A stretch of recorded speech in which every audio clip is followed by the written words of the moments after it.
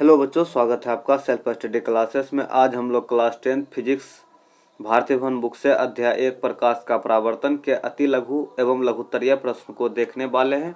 तो चलिए शुरू करते हैं। शुरू करने से पहले हम प्रकाश के परावर्तन के बारे में जानेंगे। जो हमारा चैप्टर का नाम है उसका क्या अर्थ होता है, 1 मिनट के लिए देख लीजिए। किसी स्रोत से आ रहे प्रकाश की किरणें जब किसी वस्तु से टकराती है तो वह परावर्तित होकर के दूसरी ओर लौट जाती है। प्रकाश के लौटने के इस घटना को ही प्रकाश का परावर्तन कहते हैं। इस बात को हम चित्र के अनुसार समझते हैं। तो प्रकाश किस तरह से आती है, देख लीजिए। यह एक आपतित किरण है जो किसी वस्तु पर आकर के टकरा जाती है और उसके बाद यह परावर्तित हो जाती है और दूसरी ओर चला जाता है। तो प्रकाश के लौटने के इस घटना को ही प्रकाश का परावर्तन कहते हैं। अब इसमें थोड़ा समझ लेते हैं। यहाँ पर आपतन कोण परावर्तन कोण के बराबर होता है और बीच में एक अभिलंब डाला होता है जो एकदम लंबवत होता है और सीधा होता है। तो या इसको हम लोग अभिलंब कहते हैं। तो यहाँ पर एक नियम बनता है कि आपतन कोण परावर्तन कोण के बराबर होता है तथा आपतित किरण, परावर्तित किरण और आपतन बिंदु पर डाला गया अभिलंब तीनों एक ही समतल पर होता है। चलिए हम अति लघुत्तरीय प्रश्न को शुरू करते हैं। हमारा 1 नंबर क्वेश्चन कहता है, समतल दर्पण पर पड़ने वाली प्रकाश की किरण की कितनी परावर्तित किरणें हो सकती है। तो इसका उत्तर हो जाएगा, एक किरण केवल एक ही दिशा में परिवर्तित हो सकती है। एक किरण जो है सिर्फ एक ही दिशा में परिवर्तित हो सकती है। इसको हम समझते हैं कैसे। मान लीजिए आपके सामने कोई दर्पण है और आप उस पर टॉर्च जला रहे हैं। तो वह एक किरण जो है वह टॉर्च आकर के टॉर्च का किरण दर्पण पर पड़ता है और उसके बाद टकरा करके दूसरी ओर लौट जाता है। तो वह सिर्फ एक ही किरण दूसरी ओर लौटते हुए आपको प्रतीत होगी।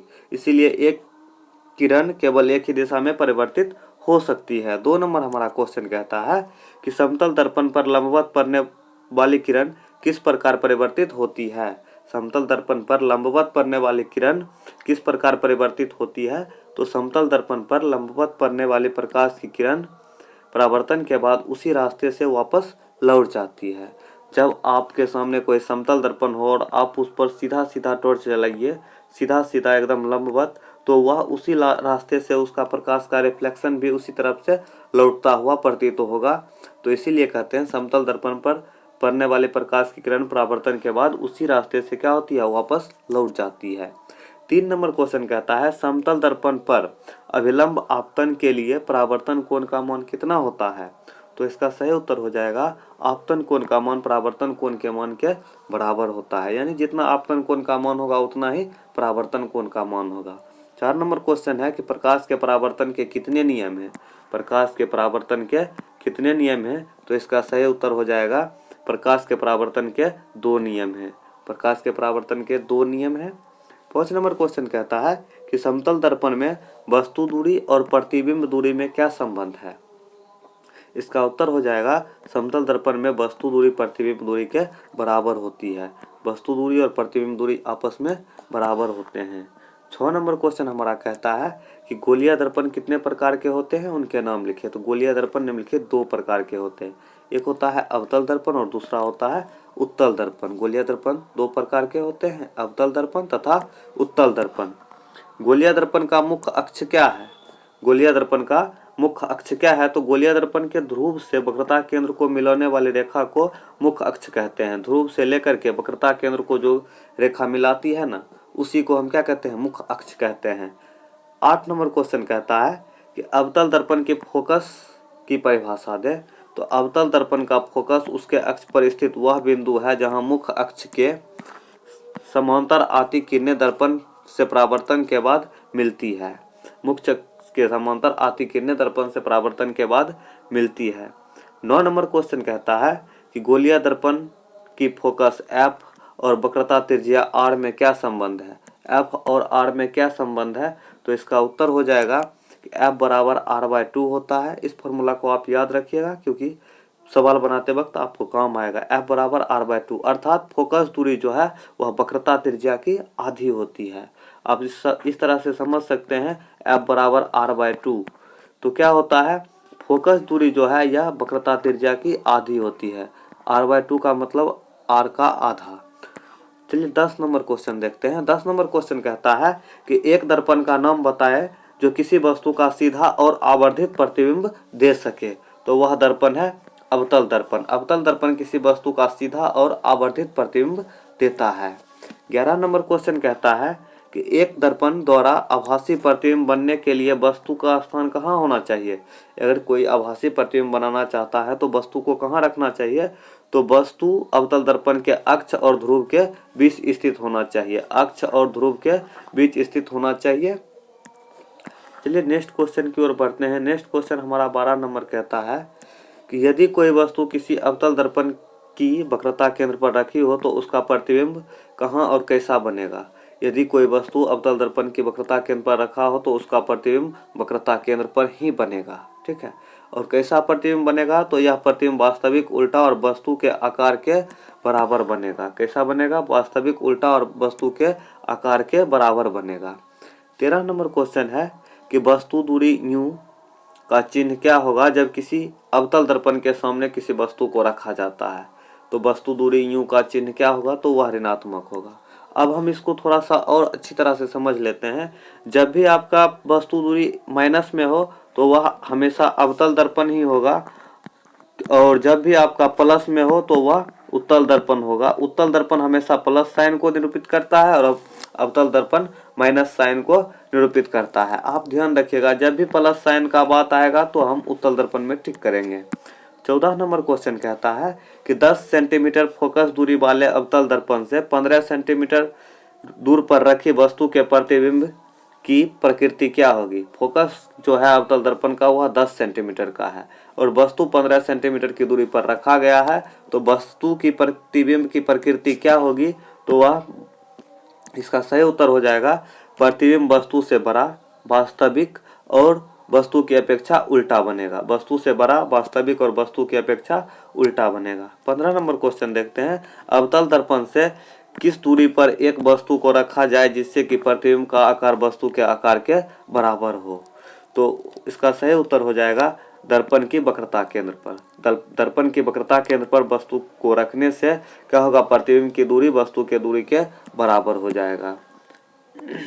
16 नंबर क्वेश्चन कहता है कि किस गोलीय दर्पण में केवल काल्पनिक प्रतिबिंब बनते हैं। तो उत्तल दर्पण में। उत्तल दर्पण में केवल काल्पनिक प्रतिबिंब बनते हैं और अवतल में वास्तविक प्रतिबिंब बनते हैं। 17 नंबर क्वेश्चन है, क्या एक उत्तल दर्पण किसी वस्तु का वास्तविक प्रतिबिंब बना सकती है। सॉरी, यहाँ किसी होगा। क्या एक उत्तल दर्पण किसी वस्तु का वास्तविक प्रतिबिंब बना सकता है। तो इसका उत्तर हो जाएगा नहीं, क्योंकि उत्तल दर्पण में केवल काल्पनिक प्रतिबिंब ही बनता है। चलिए नेक्स्ट क्वेश्चन की ओर बढ़ते हैं। नेक्स्ट क्वेश्चन हमारा है 18 नंबर। कहता है एक दर्पण की फोकस दूरी f बराबर -15 सेंटीमीटर है। यह जो है यह अवतल दर्पण है या उत्तल दर्पण है।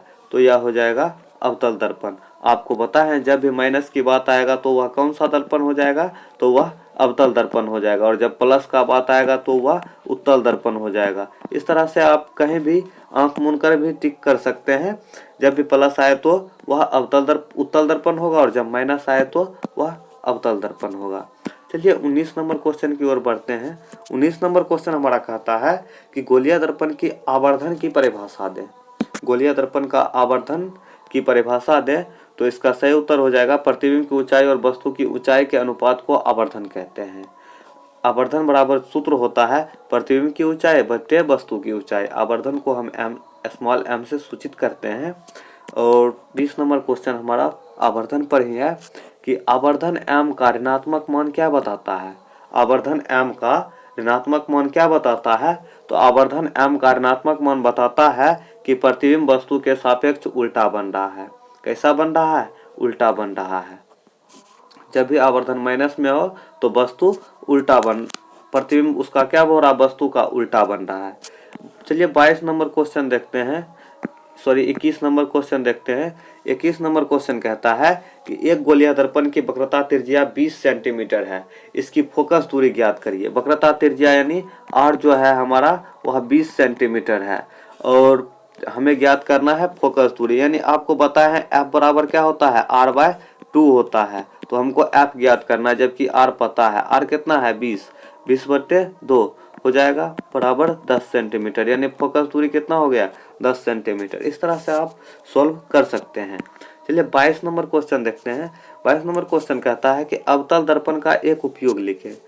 अवतल दर्पण का एक उपयोग लिखे। हम आपको कई उपयोग बता देते हैं, जब भी आपको आए तो आप उसमें से किसी एक को लिख सकते हैं। तो अवतल दर्पण का निम्नलिखित उपयोग है। पहला है हजामती दर्पण के रूप में, दूसरा है टॉर्च, वाहनों के headlight, search light, pressure cooker और सौर भट्ठी में इसका उपयोग किया जाता है। हजामती दर्पण का उपयोग, हजामती दर्पण क्या होता है, जब भी आप बाल कटाने जाते हैं या दाढ़ी बनाने जाते हैं तो उस समय क्या होता है, जो आईना आपके सामने लगा होता है वह अवतल दर्पण होता है। 23 नंबर सवाल हमारा कहता है कि उस उत्तल दर्पण की फोकस दूरी ज्ञात करें जिसकी वक्रता त्रिज्या 32 सेंटीमीटर हो। यानी r बराबर कितना है 32, तो f बराबर आपको पता है r/2 होता है, यानी 32/2 हो जाएगा और यह 16 दूनी 32, यानी f बराबर हो गया हमारा 16 सेंटीमीटर। इस तरह से आप फोकस दूरी ज्ञात कर सकते हैं जब त्रिज्या दिया गया हो। 24 नंबर हमारा क्वेश्चन कहता है कि काल्पनिक प्रतिबिंब से आप क्या समझते हैं। तो इसका उत्तर हो जाएगा कि काल्पनिक किरणों के कटान से बने प्रतिबिंब को काल्पनिक प्रतिबिंब कहते हैं। काल्पनिक किरणों के कटान से बने प्रतिबिंब को काल्पनिक प्रतिबिंब कहते हैं। 25 नंबर सवाल हमारा कहता है कि समतल दर्पण में आवर्धन m बराबर +1 का क्या अर्थ होता है। समतल दर्पण में आवर्धन m बराबर +1 का क्या मतलब होता है। तो इसका मतलब होता है आवर्धन m बराबर +1 का मतलब होता है समतल दर्पण में काल्पनिक प्रतिबिंब को दर्शाता है। आवर्धन m बराबर +1 समतल दर्पण में काल्पनिक प्रतिबिंब को दर्शाता है। 26 नंबर क्वेश्चन आपको इसका उत्तर किताब में ही मिल जाएगा, इसको चित्र की सहायता से बनाना पड़ता है। 27 नंबर क्वेश्चन कहता है कि अवतल दर्पण के कोई दो उपयोग लिखे। आपको कई उपयोग बता चुके हैं, आप उनमें से दो उपयोग बता सकते हैं। पहला है हजामती दर्पण के रूप में और दूसरा है सौर भट्ठी में। और कई उपयोग आपको पता है तो आपको दो ही बोला है तो आप दो ही लिखिए। चलिए लघुत्तरीय प्रश्न पर चलते हैं। लघुत्तरीय प्रश्न में हमारा 1 नंबर क्वेश्चन कहता है अपसारी समांतर और अभिसारी किरण पुंज से आप क्या समझते हैं। अपसारी समांतर और अभिसारी किरण पुंज से आप क्या समझते हैं। तो सबसे पहले हम अपसारी किरण पुंज को देखेंगे। तो अपसारी किरण पुंज किसे कहते हैं। तो ऐसा किरण पुंज जो एक बिंदु से निकल करके अनेक बिंदु में फैल जाती है उसे अपसारी किरण पुंज कहते हैं। जैसे आप एक टॉर्च को जलाइएगा तो वह एक बिंदु से निकल करके अनेक बिंदु में फैल जाती है, तो वह एक अपसारी किरण पुंज का उदाहरण हो गया। जैसे मान लीजिए वो बिंदु से कोई किरण निकल करके और अनेक बिंदु में फैल रहा है तो हम इसे क्या कहेंगे, अपसारी किरण पुंज कहेंगे। दूसरा है समांतर किरण पुंज। तो ऐसा किरण पुंज जो एक दूसरे के समांतर हो, वैसा किरण पुंज जो एक दूसरे को समांतर हो, समांतर किरण पुंज कहलाता है। जिससे आप इस चित्र में देख सकते हैं चारों किरण क्या है, एक दूसरे के समांतर है, तो यह समांतर किरण पुंज कहलाता है। और सभी का दूरी क्या होता है, डिस्टेंस सेम होता है और ये किरणें एक दूसरे को कभी नहीं काटती है, अनंत तक बढ़ाने पर भी नहीं। तीसरा है अभिसारी किरण पुंज। वैसा किरण पुंज जिसमें प्रकाश की किरणें अनेक बिंदु से आकर के एक बिंदु पर मिलती है उसे अभिसारी किरण पुंज कहते हैं। क्या होता है, अनेक बिंदु से आकर के एक बिंदु पर मिल जाती है। जैसे आप लोग इस पिक्चर में देख सकते हैं अनेक बिंदु से आ रहे प्रकाश की किरणें एक ही बिंदु पर जाकर के मिल जाती है, तो इसे हम अभिसारी किरण पुंज कहते हैं। हमारा 2 नंबर क्वेश्चन है पारदर्शी, पारभासी और अपारदर्शी पदार्थ में अंतर स्पष्ट करें। पारदर्शी, पारभासी और अपारदर्शी पदार्थों में अंतर स्पष्ट करें। तो पहला है पारदर्शी को हम देखेंगे। वैसा पदार्थ जिससे होकर प्रकाश आसानी से आर पार हो सके उसे पारदर्शी पदार्थ कहते हैं। जैसे हो गया साफ कांच। साफ कांच से होकर के क्या होता है, प्रकाश आसानी से आर पार हो सकता है, तो इसीलिए यह पारदर्शी है। चलिए उससे आगे देखते हैं पारभासी। पारभासी किसको कहेंगे, तो ऐसा पदार्थ जिससे होकर के प्रकाश अंशतः आर पार हो सके पारभासी पदार्थ कहलाता है। जैसे घिसा हुआ कांच और तेल लगा हुआ कागज हो गया। घिसा हुआ कांच और तेल लगा हुआ कागज से होकर प्रकाश अंशतः आर पार होता है, पूर्णतः आर पार नहीं होता है। अगला है हमारा अपारदर्शी, वैसा पदार्थ जिससे होकर प्रकाश की किरणें आर पार ना हो सके उसे अपारदर्शी पदार्थ कहते हैं या अपारदर्शी पदार्थ कहलाता है। जैसे दीवार हो गया, टेबल हो गया, कुछ भी हो सकता है, किताब, कॉपी, इस सब से भी होकर प्रकाश आर पार नहीं कर पाता है, इसीलिए इसे अपारदर्शी पदार्थ कहते हैं। तो हमारा 3 नंबर प्रश्न कहता है कि प्रकाश के परावर्तन के नियम को लिखे। प्रकाश के परावर्तन के नियम को लिखे। तो प्रकाश के परावर्तन के निम्नलिखित 2 नियम होते हैं। पहला नियम होता है आपतित किरण, परावर्तित किरण तथा आपतन बिंदु पर डाला गया अभिलंब तीनों एक ही समतल में होता है। आपतित किरण, परावर्तित किरण तथा आपतन बिंदु पर डाला गया अभिलंब जो होता है तीनों एक ही समतल में होता है। आपको यह बात पहले ही बता चुके हैं। इसका दूसरा नियम है आपतन कोण बराबर परावर्तन कोण होता है, यानी आपतन कोण परावर्तन कोण के बराबर होता है। चलिए नेक्स्ट क्वेश्चन की ओर बढ़ते हैं। हमारा 4 नंबर क्वेश्चन कहता है वास्तविक और आभासी यानी काल्पनिक प्रतिबिंब में क्या अंतर है। वास्तविक और काल्पनिक प्रतिबिंब में क्या अंतर है? तो इसका उत्तर हो जाएगा वास्तविक और काल्पनिक प्रतिबिंब में निम्नलिखित अंतर है। वास्तविक प्रतिबिंब, तो वास्तविक किरणों के कटान से बने प्रतिबिंब को वास्तविक प्रतिबिंब कहते हैं और काल्पनिक प्रतिबिंब में जस्ट इसका अपोजिट उल्टा हो जाएगा। काल्पनिक किरणों के कटान से बने प्रतिबिंब को काल्पनिक प्रतिबिंब कहते हैं। अब 2 नंबर उत्तर है, 2 नंबर है इसका उल्टा, यह हमेशा सीधा होता है। वास्तविक प्रतिबिंब हमेशा सीधा बनता है और काल्पनिक प्रतिबिंब में हो जाएगा यह हमेशा उल्टा होता है। वास्तविक प्रतिबिंब में होता है इसे पर्दे पर नहीं उतारा जा सकता है और काल्पनिक प्रतिबिंब में इसे पर्दे पर उतारा जा सकता है। चलिए नेक्स्ट क्वेश्चन की ओर बढ़ते हैं। हमारा 5 नंबर क्वेश्चन कहता है समतल दर्पण द्वारा बना प्रतिबिंब के किन्हीं 3 विशेषताओं का उल्लेख करें। समतल दर्पण द्वारा बने प्रतिबिंब के किन्हीं 3 विशेषताओं का उल्लेख करें। तो इसका समतल दर्पण द्वारा बना प्रतिबिंब की किन्हीं 3 विशेषताएं निम्नलिखित है। पहला विशेषता है कि प्रतिबिंब दर्पण के पीछे बनता है। प्रतिबिंब कहाँ बनता है? दर्पण के पीछे बनता है। दूसरा है प्रतिबिंब का आकार वस्तु के आकार के बराबर होता है और तीसरा इसकी विशेषता है कि प्रतिबिंब वस्तु के अपेक्षा सीधा होता है। प्रतिबिंब जो होता है वो वस्तु की अपेक्षा सीधा होता है। चलिए 6 नंबर क्वेश्चन देखते हैं। 6 नंबर हमारा क्वेश्चन कहता है कि अवतल तथा उत्तल दर्पण में अंतर स्पष्ट करें। अवतल तथा उत्तल दर्पण में अंतर स्पष्ट करें। तो अवतल तथा उत्तल दर्पण में निम्नलिखित अंतर है। अवतल दर्पण इसका परावर्तक सतह धसा होता है, धसा होता है। इसका परावर्तक सतह कैसा होता है? धसा होता है। और उत्तल दर्पण में हो जाएगा इसका परावर्तक सतह उभरा होता है। इसका दूसरा उत्तर हो जाएगा इसमें सीधा प्रतिबिंब बनता है अवतल दर्पण में, जबकि उत्तल दर्पण में उल्टा प्रतिबिंब बनता है।